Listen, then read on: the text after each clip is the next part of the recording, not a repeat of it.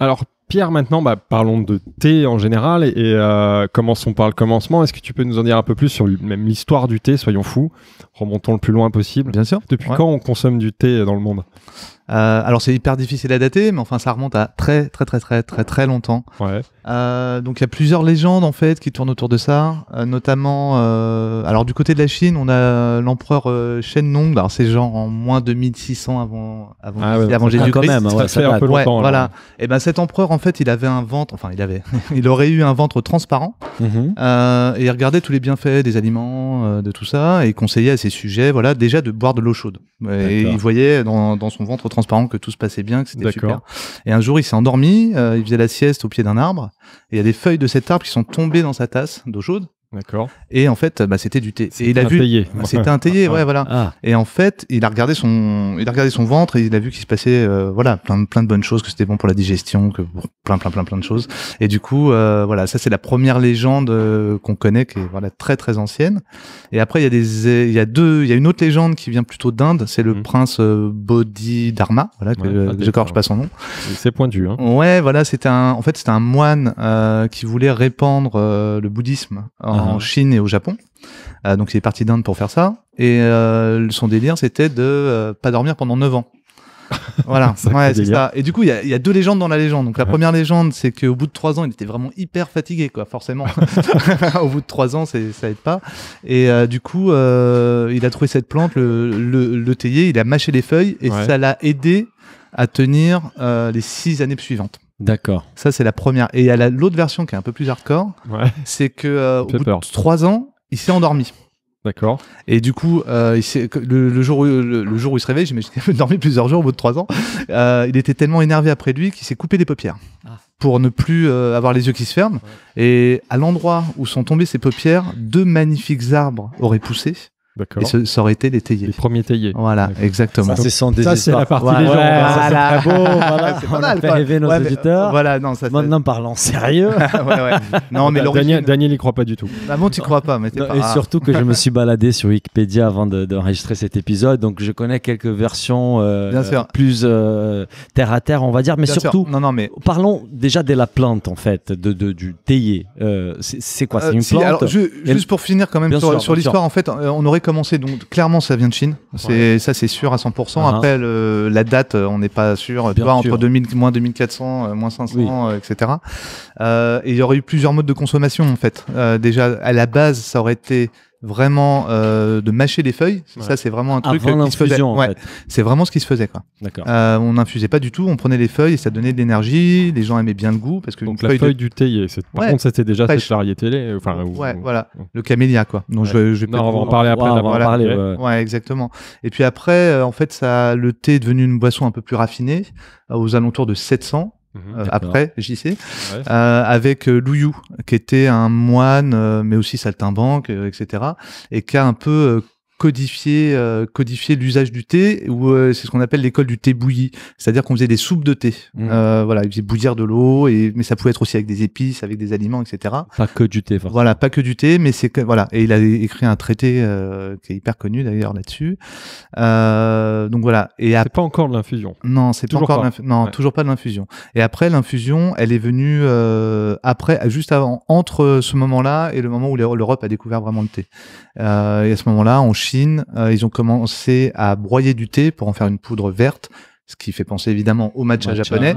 Mais en fait, l'idée du matcha japonais vient de Chine. Et ils ont commencé à faire infuser du thé comme ça. Et après, ça a évolué petit à petit. On ne sait pas exactement les détails. Et tout, Voilà, exactement. Mais ça, voilà, au fur et à mesure, il y a eu des essais qui ont été faits, comme beaucoup de choses. Et voilà, ça a évolué comme ça.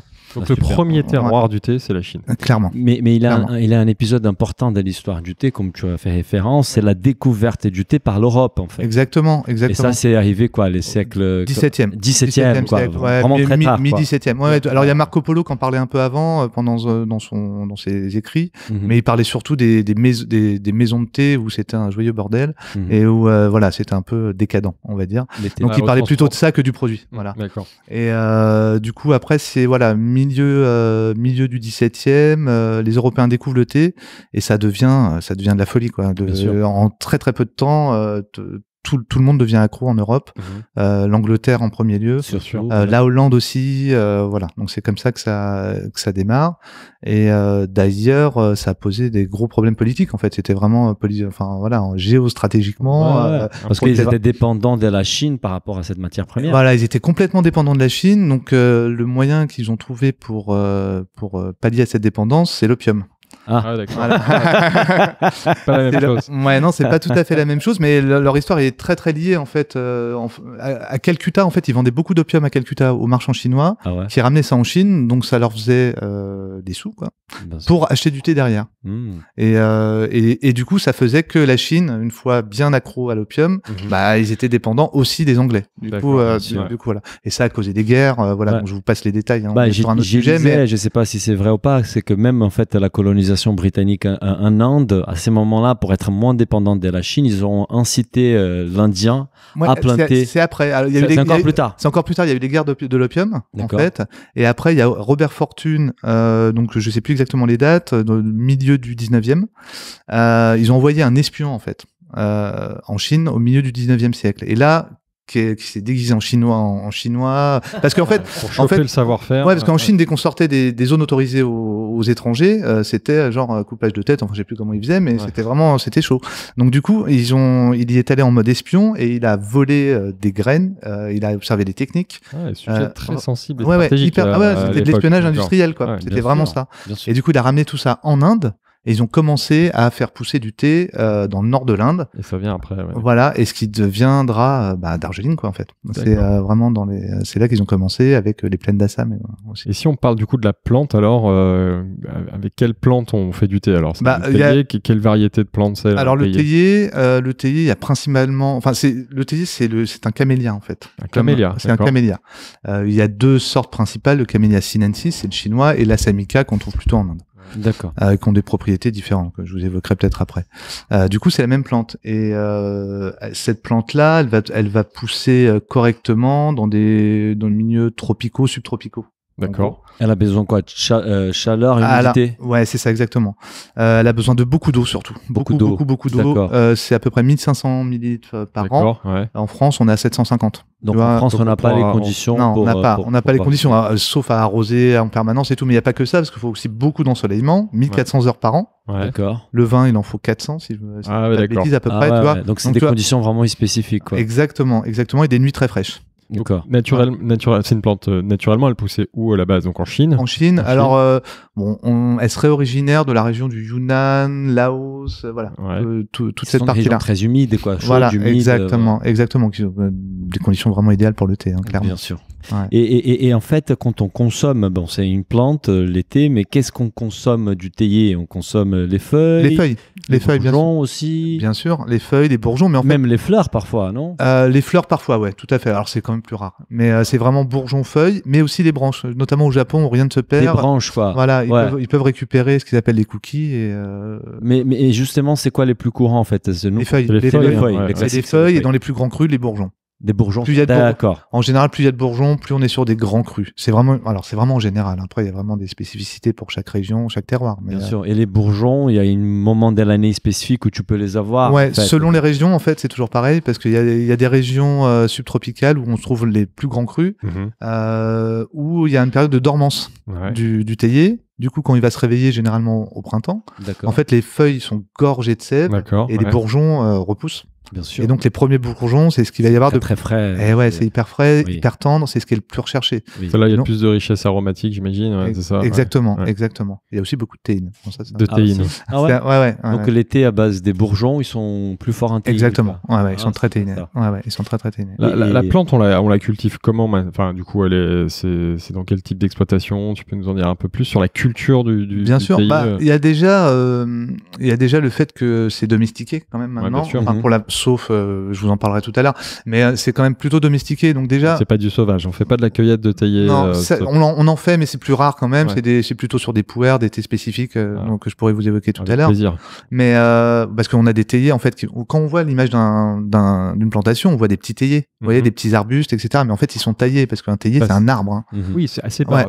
Dans mon image, c'est assez bas, mais ça pourrait être beaucoup plus haut. Ah ouais, si on le laisse pousser, c'est un arbre. On va dans le Yunnan, il y a des gens, ils grimpent aux arbres pour aller cueillir les. Ah ouais. Ouais, clairement. je savais pas. Ouais. Mais on peut les faire en mode comment les Japonais ils font là, ils coupent comme les bonsaïs. Bonsaï. Ouais, mais c'est exactement ça. Quand on va au Japon, là, c'est comme des bonsaïs. Hein. On voit des vagues de verre, c'est magnifique. Pour donner une référence en Europe qu'on connaît bien, c'est à la taille d'une vigne à peu près, c'est ça. C'est à peu près, un petit peu plus bas. Un peu plus bas. Il faut quand même un petit peu plus bas. Ouais. Et pareil, ça prend combien de temps pour arriver à maturité entre. Alors en fait, il y a plusieurs étapes parce qu'en fait, on fait du bouturage pour multiplier les plants. On les met à la nursery.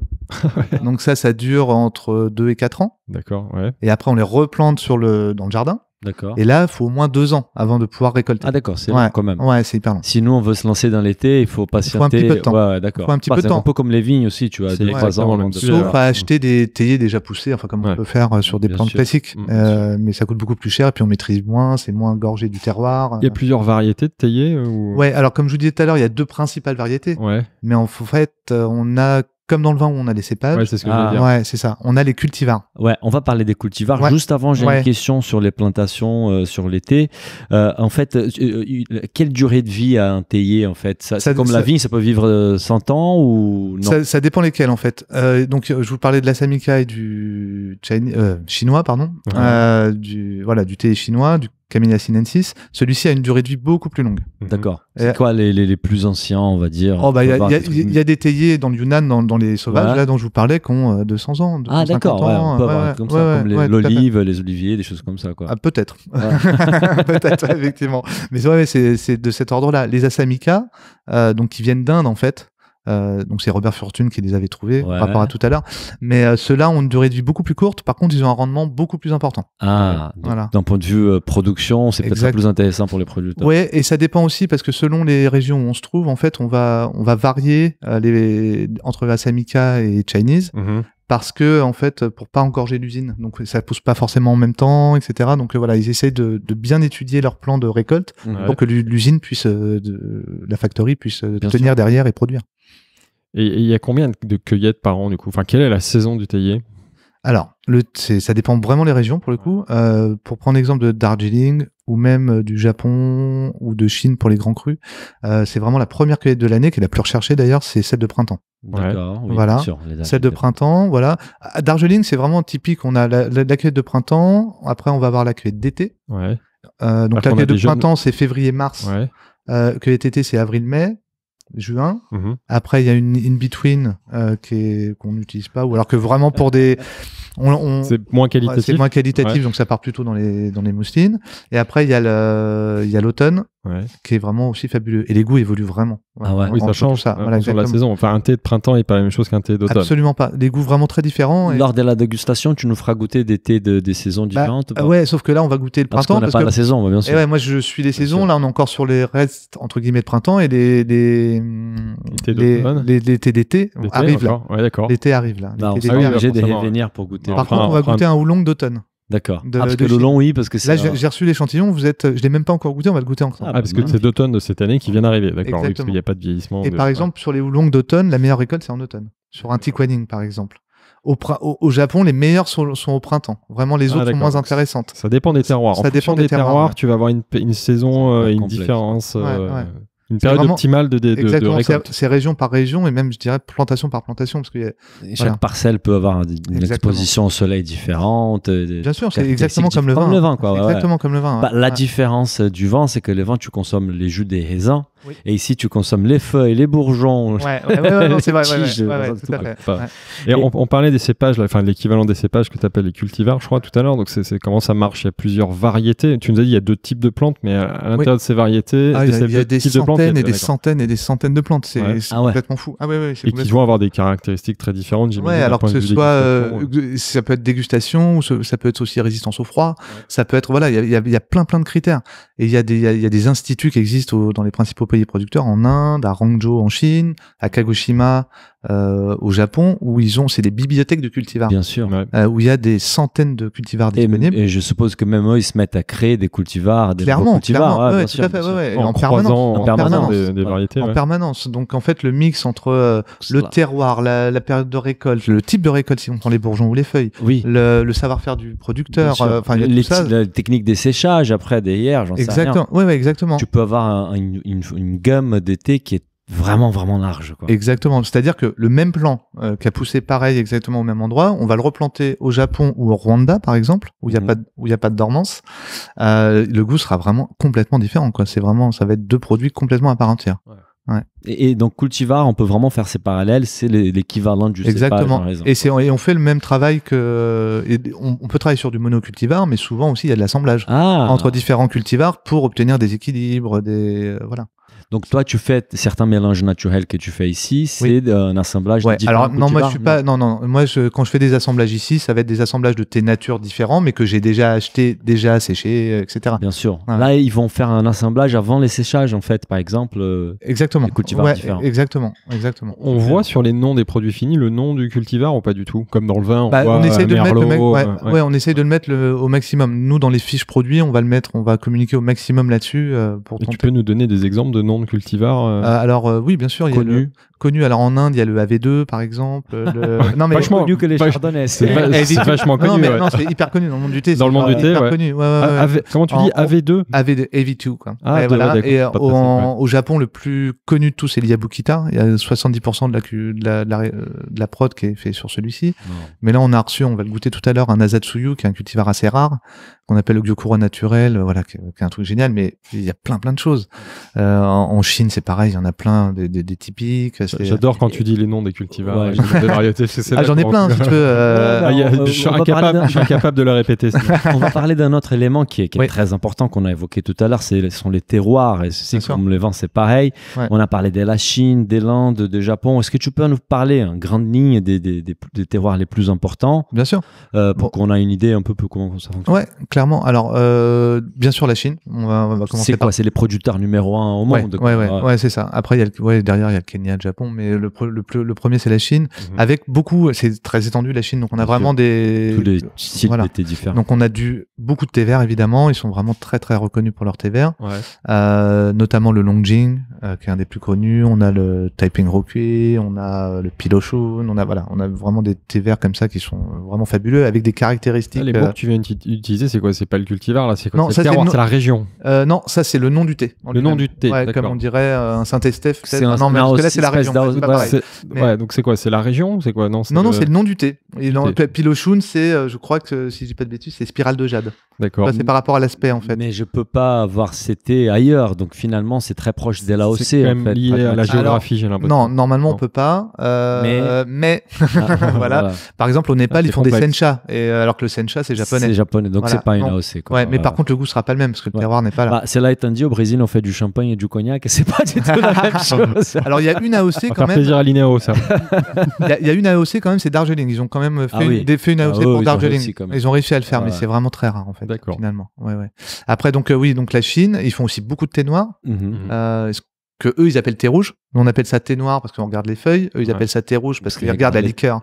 Voilà. Qui est rouge. On en parlera tout à l'heure des différentes variétés, des différentes couleurs. Voilà. Ils font par exemple le Kimun, le Yunnan, voilà pour vraiment les plus connus. Et après on a les pu'er aussi en Chine. On a vraiment beaucoup de choses. Après il y a le Japon. Où là c'est vraiment 90% de thé vert, 95% de thé vert. Le plus connu c'est le sencha, mais en gros ça veut dire thé vert. Après sencha c'est comme si on dit vin rouge. Oui. Il y a à boire et à manger, on va dire. D'accord. Il y a des très très belles choses, mais il y a des choses pas terribles non plus. Bien sûr. Faut pas se leurrer. J'aime beaucoup le parallèle vin rouge. Ouais, mais tu vois, c'est vraiment. C'est très large. Voilà, exactement. Même la consommation du thé au Japon, elle est très axée thé vert. Oui, ils boivent beaucoup de thé vert. Ils boivent beaucoup de thé vert. Alors là, le problème au Japon, c'est que la mode, puisque c'est plus exotique, c'est le café en ce moment. Mais bon, c'est un autre sujet. Ils en ont marre.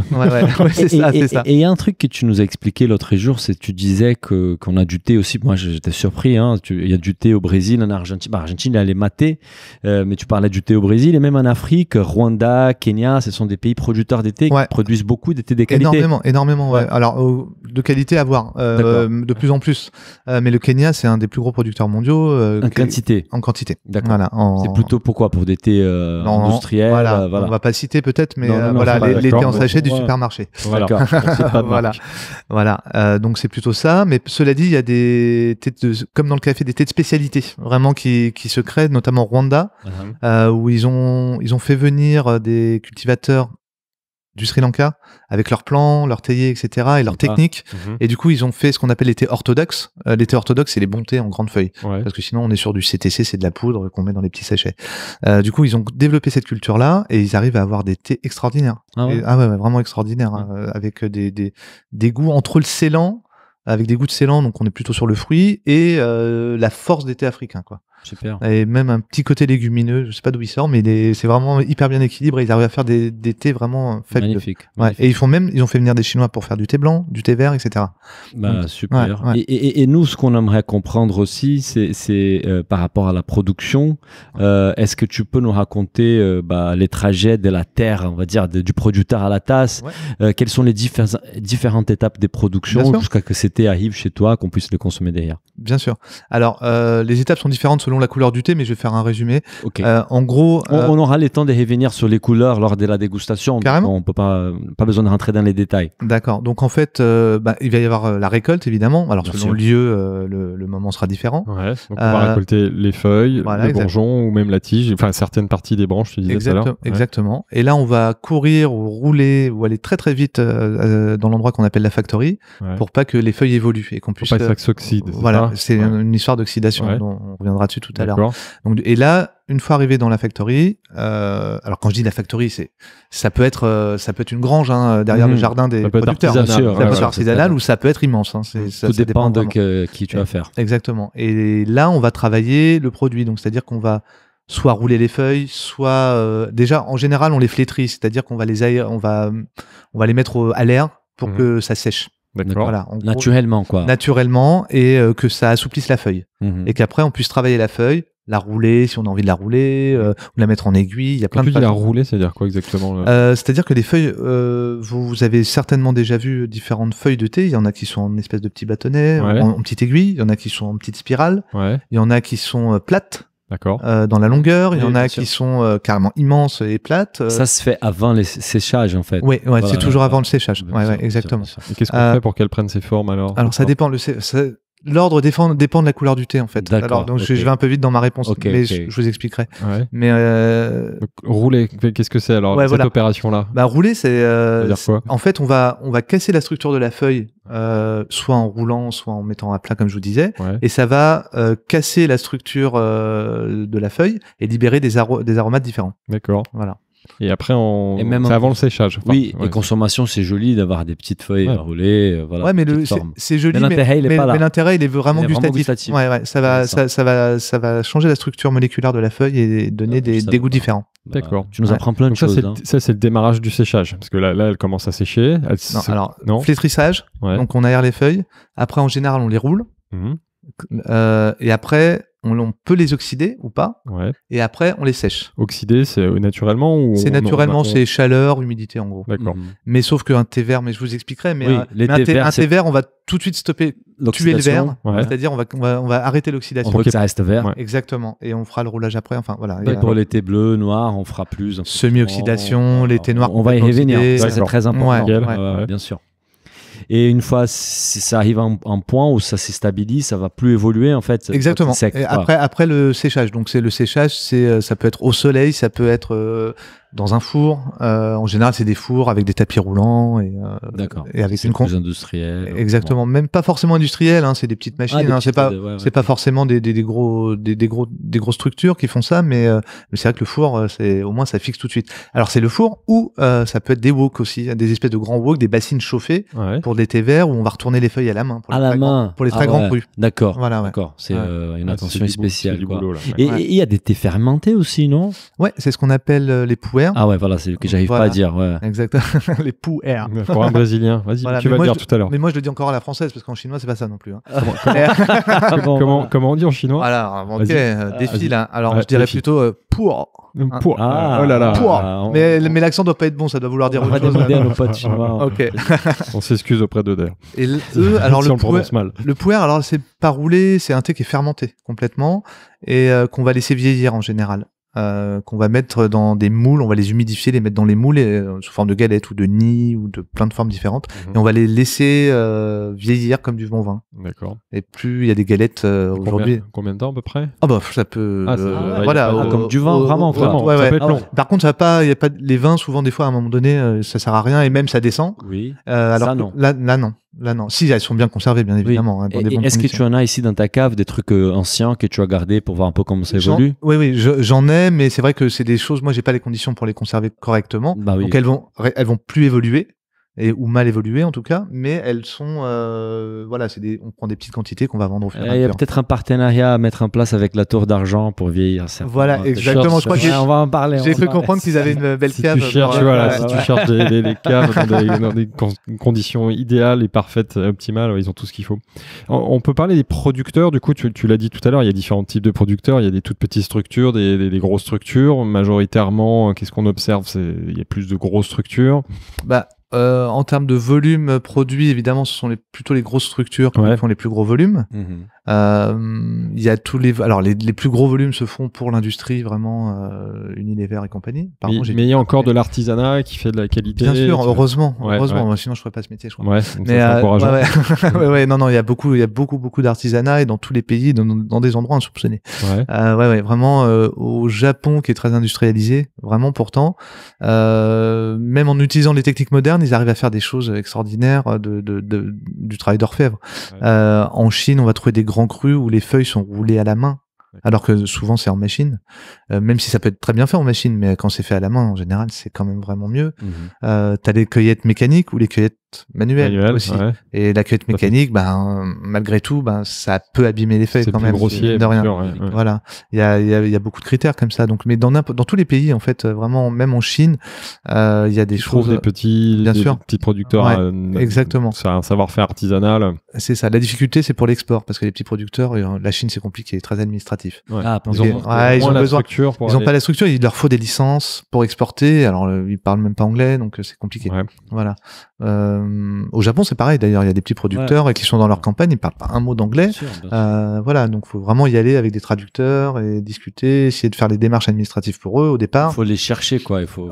Exactement. C'est ça, exactement, parce que ils vont pas exporter. Leur marché leur suffit presque. Et ces types de producteurs, des petits producteurs en Chine ou au Japon, ils arrivent à bien vivre de cette activité-là, ou c'est des gens qui souffrent et qui galèrent, comme certains agriculteurs? Il y a les deux, hein.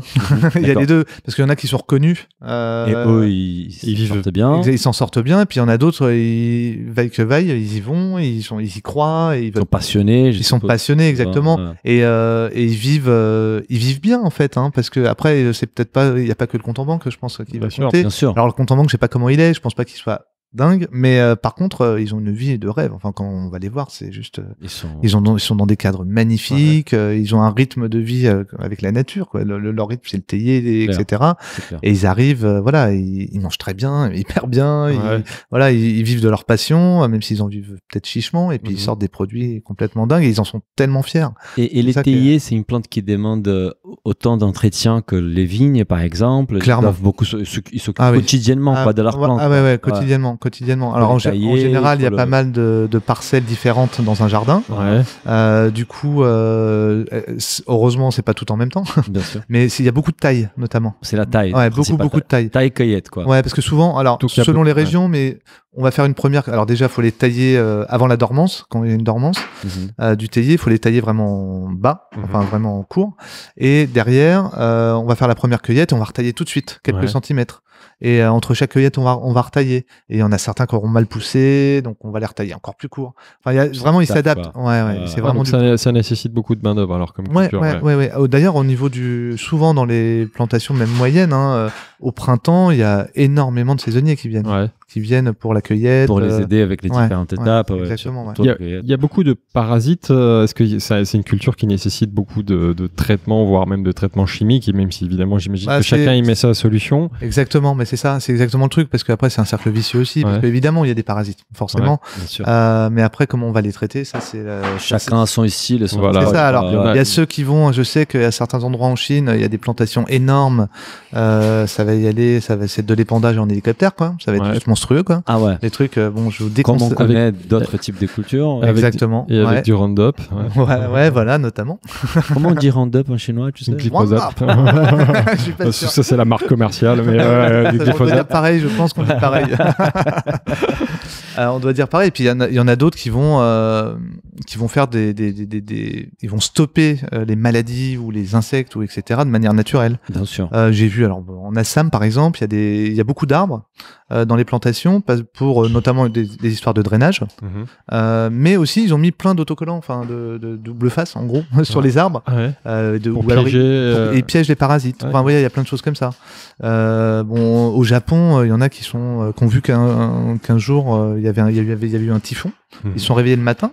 Il n'y avait plus aucune araignée, enfin, il y avait encore les araignées, mais il n'y avait pas les parasites qui mangeaient les plantes. Ouais. Donc, le mec s'est dit, attends, un typhon, ça marche? Ok, je vais créer une machine qui recrée les conditions d'un typhon. Ah non. Mais je te jure. Comment tu recrées les conditions d'un typhon? Bah, en fait, c'est un espèce de tracteur, on va dire, mais qui va au-dessus des théiers. Et qui va balancer à haute pression de la vapeur d'eau. Ouais, d'accord. Et en fait, ils vont nettoyer les théiers sur pied à la vapeur d'eau. Donc ils ont recréé les conditions d'un typhon. Et en plus, il y a un espèce de mouvement du tuyau qui libère la vapeur, qui fait que ça tourne tout autour des plantes, etc. Et que ça donne un vrai mouvement. Et du coup, ça enlève les mauvais parasites. Et les vrais, alors, je sais pas pourquoi, je me demandais pas pourquoi, mais les araignées arrivent à se protéger. Et les araignées, c'est bien parce qu'elles bouffent pas les plantes, mais elles tuent les autres parasites. Insectes, voilà, elles bouffent comme on a les coccinelles qui sont bien pour les plantes. Voilà. Oui, bien sûr. Voilà. Et il y a ce genre de choses. Il fait un triage comme ça. Voilà. Et puis pour la fertilisation, on va dire, ou pour les engrais, il y a aussi des engrais, il y a toujours les mêmes, ceux qui mettent du chimique, et puis ceux qui vont mettre des carcasses de poissons, du compost, voilà. Ouais. Donc il y a vraiment toutes les solutions, les moins naturelles aux plus naturelles. Exactement. Et les bio sont pas forcément à chaque fois tout le temps. On a tout le temps le droit à du pesticide, et puis il y en a qui sont pas labellisés, mais qu'on met jamais du tout. Ouais. Pas un gramme, enfin voilà, c'est vraiment... Et nous, moi, en tant que consommateur, en fait, je ne m'étais jamais posé la question par rapport au thé bio, mais c'est vrai que c'est une plante, donc il fallait vraiment faire attention. En plus, à l'infuser, il faut faire vraiment attention à ce qu'on met dans notre thé. Exactement. La notion du bio dans les thés, c'est quelque chose qui a suivi la tendance du bio au sens large, et c'est une demande de plus en plus importante des consommateurs. En fait, le bio dans le thé, ça a démarré au départ avec des gens qui avaient des thés plutôt de mauvaise qualité et qui n'avaient pas de débouchés. Et ils se sont dit, tiens, on va faire du bio. Et ils ont commencé à en vendre parce qu'ils étaient labellisés bio. Putain. Donc ça, c'était le premier truc. Donc on partait sur une mauvaise qualité. Donc du coup, c'était vraiment un prétexte pour vendre, etc. Bon, et après, c'est quand même, ça, je vous parle de ça il y a 25 ans. Donc, et maintenant, évidemment, il y a plein de gens qui font des thés de qualité et qui en plus sont bio. Maintenant, on peut avoir des thés, c'est pas parce que c'est bio que c'est bon au goût. Comme souvent. Ça suffit pas. Le label bio suffit pas. Voilà, ça suffit pas. Mais cela dit, quand on est consommateur non averti, qu'on va acheter son thé au supermarché, franchement, il vaut mieux prendre du bio. Parce que sinon, si c'est pas du bio au supermarché et que c'est vraiment pas cher, méfiance.